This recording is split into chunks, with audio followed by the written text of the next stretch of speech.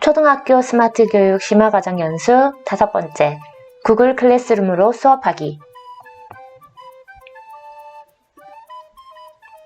이번 시간에는 학생들의 활동에 따른 여러 과제를 생성하고 평가하는 방법에 대해 살펴보도록 하겠습니다. 구글 클래스룸 안에서는 학생 개개인이 클래스룸 안에서 활동하고 그에 따라 교사가 학생들을 평가하며 그 활동이 모두 교사의 구글 드라이브와 클래스룸 안에 저장되는 체계적인 프로세스로 이루어집니다. 이 과정에 대해 살펴보도록 하겠습니다. 첫 번째로 구글 클래스룸 안에서 자료를 구성하고 과제를 생성해 보겠습니다. 그리고 그것을 평가해 보도록 하겠습니다. 마지막으로 구글 문서 도구 협업 사례에 대해서 살펴보도록 하겠습니다. 먼저 구글 클래스룸 안에서 학생들이 활동해야 될 과제를 생성해 보겠습니다. 이 클래스는 제가 이 연수를 위해서 임의로 개설한 클래스입니다.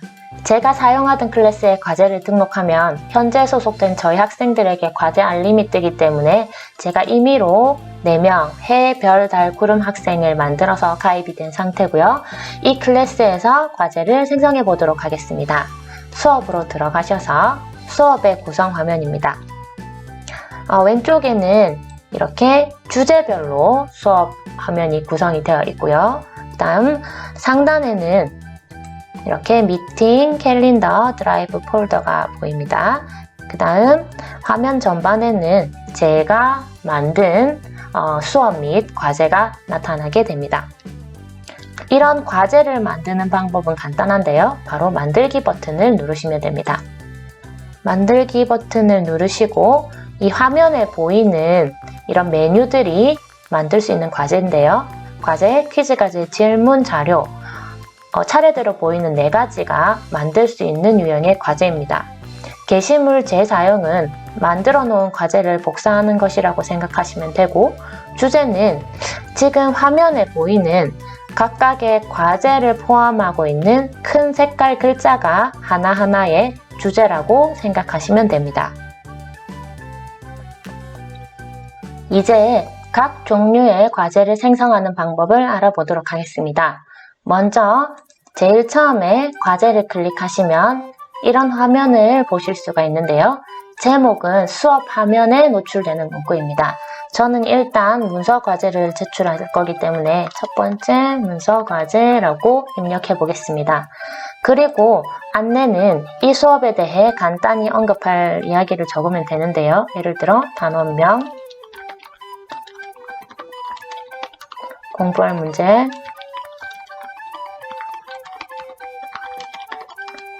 그 다음에 과제 설명,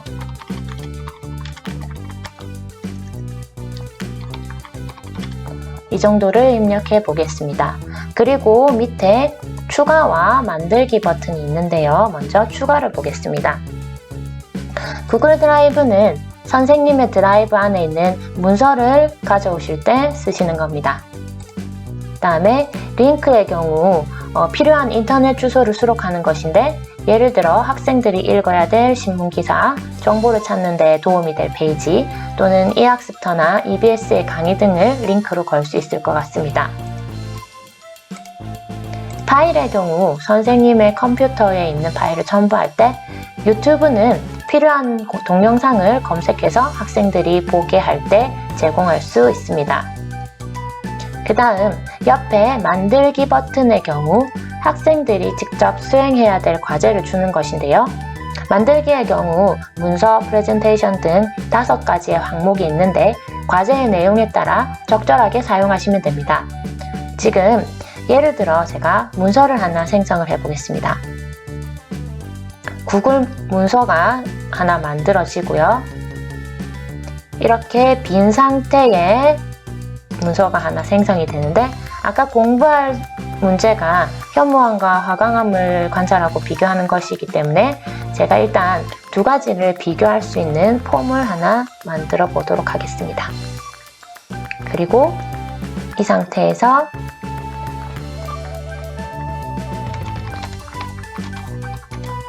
제목을 저장하고 닫으면 문서가 하나 생성이 됩니다. 그리고 방금 만든 이 폼은 자동적으로 저의 드라이브 안에 생성이 된 것을 확인하실 수가 있습니다. 자, 이제 과제가 생성이 되었는데요. 과제를 생성을 하였으면 이제 옆에 이 부분을 통해서 어떻게 학생들에게 이 과제를 제공할지 선택을 해야 합니다. 학생들에게 보기 권한만 제공할 경우 학생들은 이것을 참고만 해서 자신의 학습장이나 다른 문서에 정리를 해서 사진이나 파일로 제출을 해야 합니다. 이것을 그냥 보고 참고 자료로만 활용할 수 있는 권한이 되겠습니다. 그 다음 학생들에게 수정 권한을 제공하면 이 과제를 받은 학생들이 이 하나의 파일에 모두 모여가지고 하나의 문서를 수정하게 되는 것입니다. 그 다음 학생별로 사본을 제공하게 되면 학생들 수만큼 이 문서가 각각 할당이 되어서 학생 한 명 한 명이 각자 이 과제를 수행해야 되는 것입니다. 그래서 저는 학생별로 사본 제공을 클릭해서 만들어 보겠습니다. 그리고 아까 추가 버튼에서도 구글 드라이브가 있었는데요. 기존의 선생님이 이미 드라이브 속에 갖고 계신 특정한 형태로 만들어 놓은 문서나 스프레드시트, 드라이브 속 파일을 들고 오시는 것입니다. 자, 제가 예를 들어 미리 만든 폼을 이렇게 갖고 오면 아까와 마찬가지로 과제가 생성이 되는 것을 보실 수가 있는데요. 이렇게 추가와 만들기 기능의 차이점을 생각해 보시면 될 것 같습니다. 프레젠테이션이나 스프레드시트도 문서 생성 과정이랑 비슷하다고 생각을 하시면 되는데요. 스프레드시트 같은 경우에는 엑셀처럼 숫자를 표현하는 과제도 생성할 수 있지만 저 같은 경우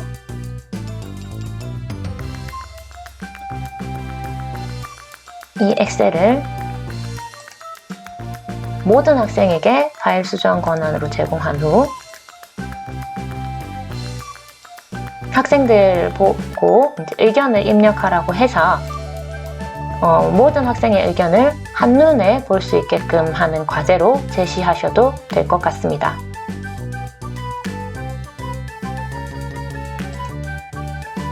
드로잉 과제의 경우 로고 그리기, 나만의 이모티콘 표현하기 등 그리기와 관련된 모든 활동에 쓰일 수 있을 것 같고요.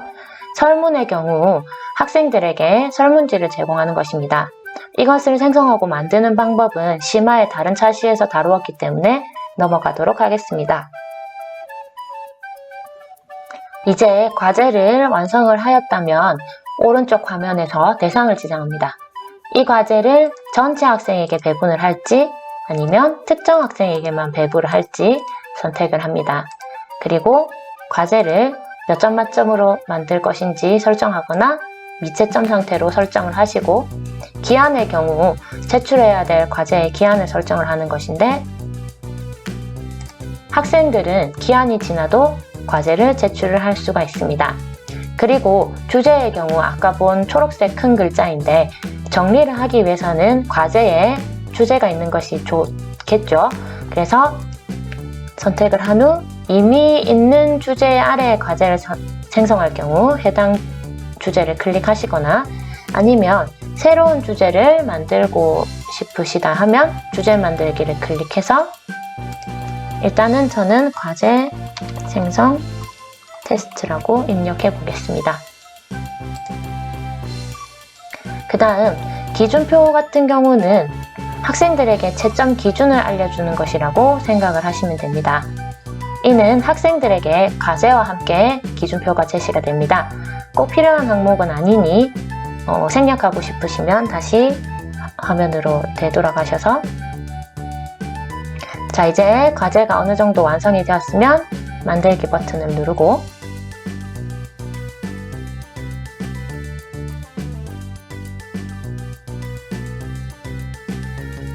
수업 화면으로 돌아오게 됩니다. 이때 생성된 과제를 클릭하면 지금 전체 학생이 4명이기 때문에 4명의 학생에게 이 과제가 할당이 되었다는 것을 보실 수가 있습니다. 이제 학생들에게 이 3가지 과제가 어떻게 적용되었는지 확인해 보도록 하겠습니다. 학생의 화면을 보기 전에 다시 수정으로 들어가서 이 새 파일이 어떻게 설정되어 있는지 한 번 더 보도록 하겠습니다. 이 두 문서 형태는 학생들에게 사본으로 제시되어 있고, 이 스프레드시트는 학생에게 파일 수정 권한이 제공되고 있는데요.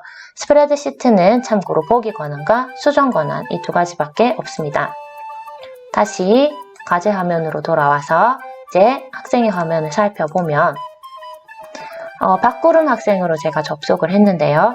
이렇게 스팀 화면에 새 과제가 제시되었다는 것을 확인하실 수가 있습니다. 화면을 조금 키워볼게요. 다음 수업으로 들어가면 문서 과제가 배당된 것을 볼 수 있습니다. 주제도 보이고요. 여기를 클릭해서 과제를 보겠습니다. 아까 엑셀은 이렇게 보이는데 문서가 보이지 않습니다. 문서는 내 과제 이쪽을 클릭하셔서 확인을 하는데, 이때 이제 이 학생이 수정을 해야 할, 작성을 해야 될 문서가 표시가 되는 것입니다. 일단은 하나를 클릭해서 보면 이 상태는 뷰어입니다. 이것을 수정하기 위해서는 구글 문서라는 어플리케이션이 설치가 되어 있어야 되는데 이미 설치가 되어 있어서 저는 이 바로가기 버튼을 눌러 보겠습니다.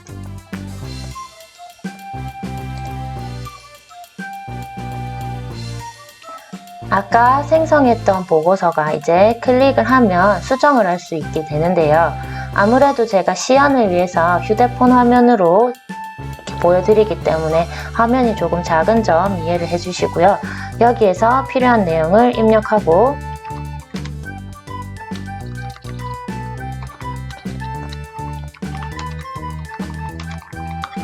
이런 식으로 적당한 내용을 입력해서 저장을 한 후 누르고 되돌아가서 이것을 제출을 하면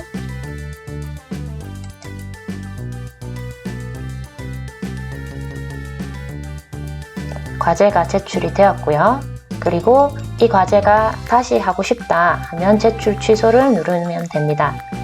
그리고 선생님 화면에서는 학생이 제출했다는 이런 상황이 반영이 되면서 클릭을 해보면 박구름 학생이 첨부 파일 2개를 해서 제출했다라고 알 수가 있습니다.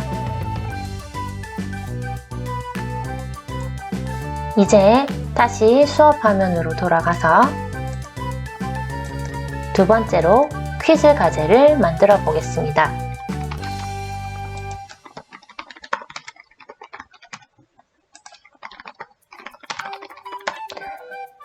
구글 설문과는 달리 이것은 항목마다 배점이 매겨져 점수가 생성이 되는 것인데요.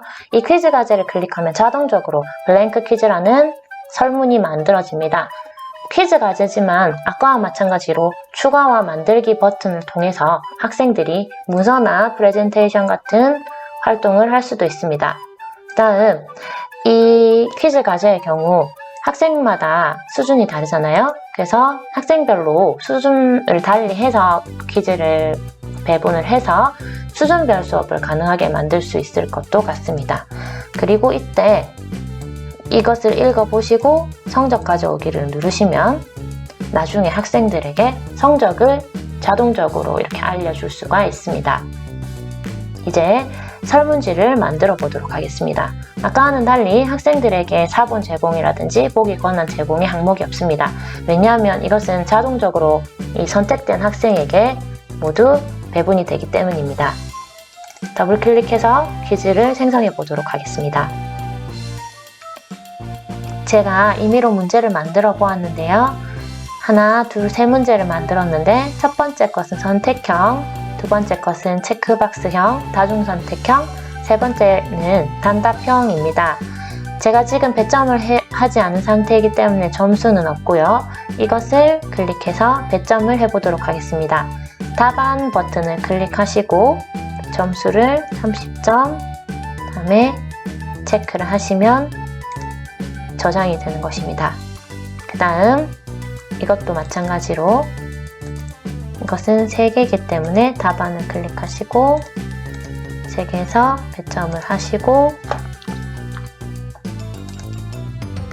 다음 이것도 답안을 명량 대첩 또는 명량까지만 해도 정답이 인정되도록 설정을 해 보았고요. 그리고 이 모든 사항이 저장이 되기 때문에 따로 저장 버튼이 없어도 그냥 나가시면 저장이 됩니다. 제목을 설정하지 않았기 때문에 제목을 설정한 후 종료를 해보도록 하겠습니다.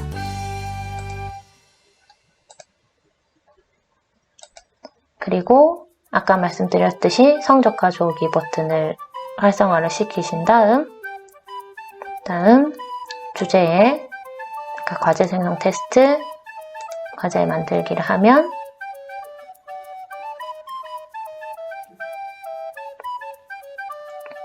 퀴즈 과제가 생성이 되었습니다. 그리고 4명에게 할당이 완료가 되었습니다. 이제 학생의 화면으로 가서 이 퀴즈 과제를 해결해 보도록 하겠습니다.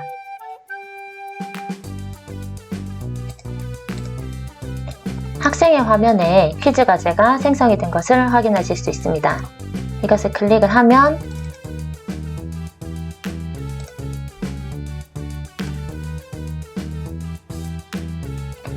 아까 교사가 생성했던 설문 퀴즈가 이렇게 화면에 나타나게 됩니다. 각 항목마다 배점도 확인할 수가 있습니다. 제가 이 퀴즈에 한번 응답을 해보겠습니다. 그리고 2번 문제 같은 경우에는 한번 틀려볼게요. 그리고 3번 문제 명량이라고 입력한 후에 사본을 보낼지 보내지 않을지 선택을 한 후 제출을 클릭을 하면 점수를 볼 수가 있습니다. 그리고 배점을 확인하실 수가 있습니다.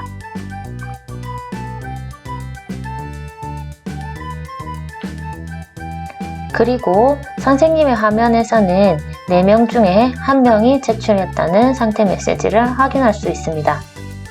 그리고 만약 여러 명이 제출하였다, 각 학생의 점수를 보고 싶으시면 드라이브로 돌아가서 아까 작성했던 임진왜란 퀴즈를 클릭한 후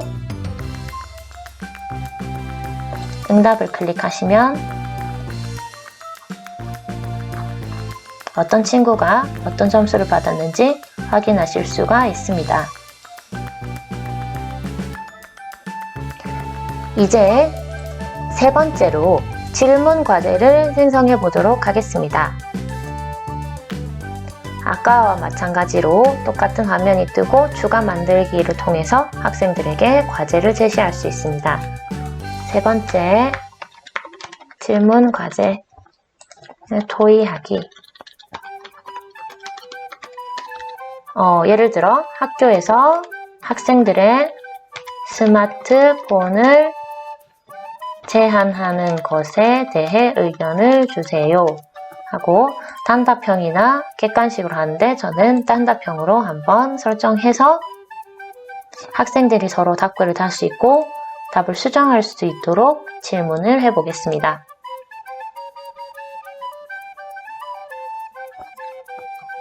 그러면 화면에서 질문 과제가 생성이 되었고 마찬가지로 우리 반 전체 학생에게 배당이 되었습니다. 이제 이 과제가 학생들에게 어떻게 나타나는지 보도록 하겠습니다. 학생 화면에는 마찬가지로 3번째 질문 과제가 등록된 것을 확인하실 수가 있고요. 선생님께서 안내하신 사항들이 이렇게 표시가 되게 됩니다.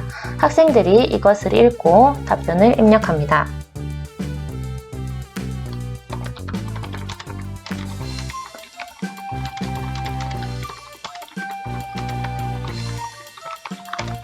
그리고 제출을 누르면 수정을 할 수도 있고요. 그 다음에 이쪽 버튼을 눌러서 다른 친구들의 답변도 볼 수가 있습니다.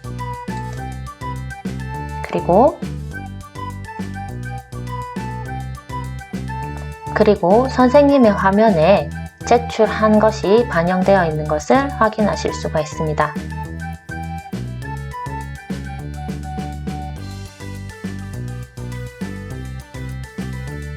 이제 마지막으로 4번째 형태인 자료 과제를 생성해 보도록 하겠습니다.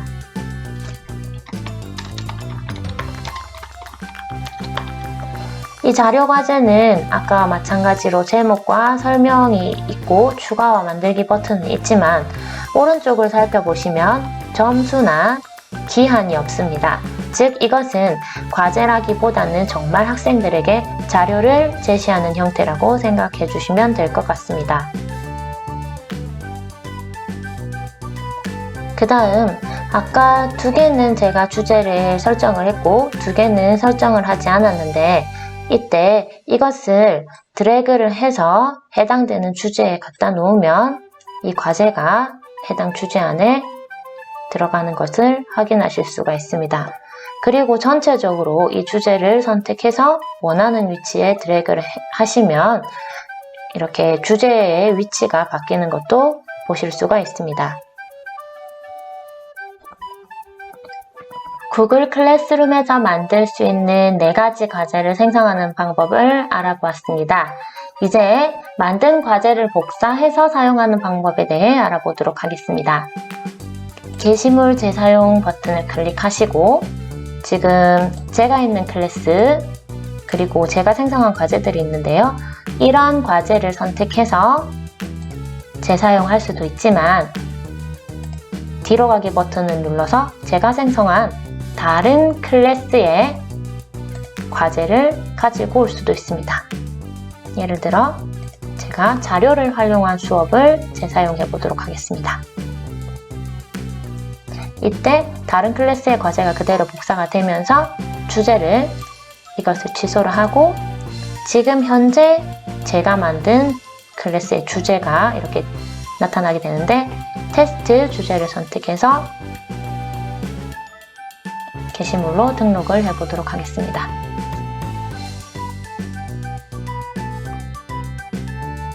이렇게 다른 클래스의 과제를 가지고 와서 활용을 할 수도 있습니다. 지금까지 구글 클래스룸 안에서 학생들에게 과제를 생성하고 할당하는 방법에 대해 살펴보았습니다. 2번째, 학생들의 활동 결과를 평가해 보도록 하겠습니다.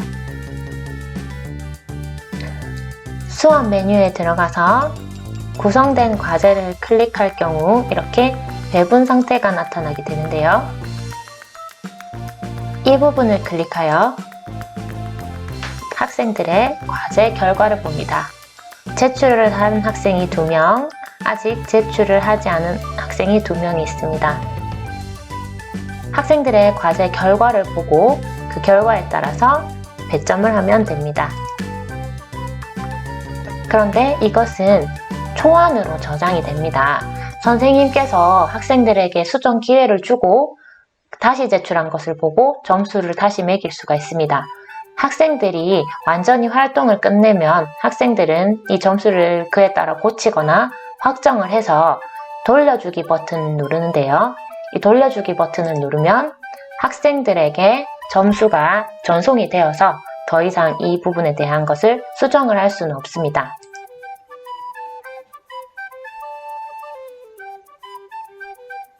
자, 그래서 채점 완료로 2명이 뜨는데요. 다시 수업으로 돌아가 보면 이제는 이렇게 채점 완료라는 새로운 부분이 보이게 됩니다. 그리고 이 성적 탭에서는 모든 과제의 결과를 보실 수가 있는데 학생이 이렇게 학생에게 점수를 돌려준 과제에 대해서는 학급 평균이 자동적으로도 계산이 됩니다. 3번째로 제가 구글 문서를 통해 학생들과 협업한 사례를 몇 가지 보여드리려 합니다. 완성도가 그렇게 높지는 않지만 이것을 보시는 선생님들께서 더 좋은 아이디어로 활용하실 수 있을 것이라 생각하며 예를 보여드리겠습니다. 초등학교 4학년 학생들을 대상으로 실시한 수업입니다. 4학년 2학기 4회에 촌락과 도시의 생을 단원에서 촌락과 도시를 비교하여 보고서를 작성하는 차시가 있었습니다. 이때 저는 구글 문서를 모둠별로 학생 지정하여서 수정 권한을 제공하여 폼을 작성하고 학생들에게 제공을 하였습니다. 보시는 보고서가 4명이서 하나의 보고서를 작성한 것입니다. 학생들은 동일한 폼을 가지고 필요한 사진만 인터넷에서 찾아서 넣고 정보를 검색해서 보고서 빈칸만 채우도록 하였습니다. 이 다음 보여드릴 예시는요. 마찬가지로 같은 단어인데요. 우리가 사는 지역을 더 좋게 만들기 위해서 어떤 일을 할 수 있는지 생각해보고 표현하는 차시가 있었습니다. 그래서 저는 학생들에게 우리 고장을 더 좋게 만드는 방안에 대해서 서로 토의하게 했고, 그것을 공약으로 만들어서 발표를 하면서 선거를 하는 군수 선거를 실시해 보았습니다. 선거 포스터를 만들 때 구글 프레젠테이션을 이용하였고, 마찬가지로 모둠별로 학생을 선택해서 지정해서 수정 권한을 제공하였습니다. 저희 학생들은 태블릿 PC를 활용하였기 때문에 이 자료에 바로 학생들의 사진을 담을 수가 있었는데요. 학생들이 활동 결과물에 자신의 얼굴을 실을 수 있어서 더 재미있게 구글 도구를 활용한 것 같습니다. 다음으로는 국어 시간에 배운 내용을 토대로 나는 어떤 사람이 되고 싶은지에 대해서 진지하게 생각하고 그것을 정리해서 미래를 그려나가는 수업을 해보았는데요. 구글 프레젠테이션을 개인별로 제공하였습니다.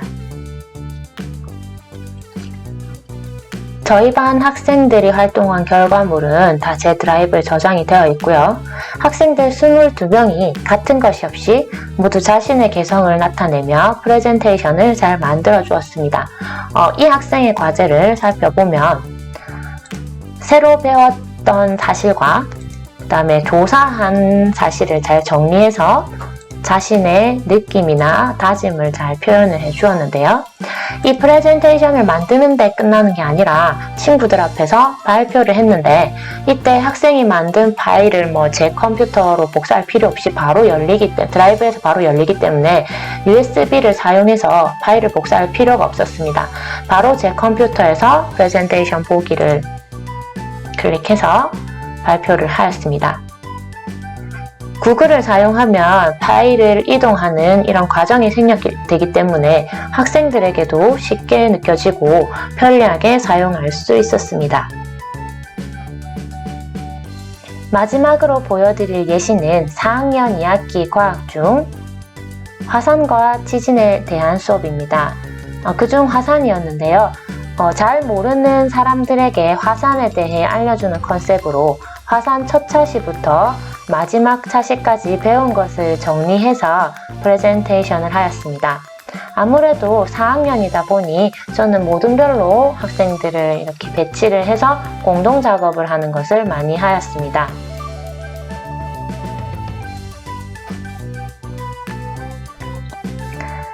이 프레젠테이션은 주제별로 배운 것을 꾸준히 정리하면 어떨까라는 생각에서 시작한 과제인데요.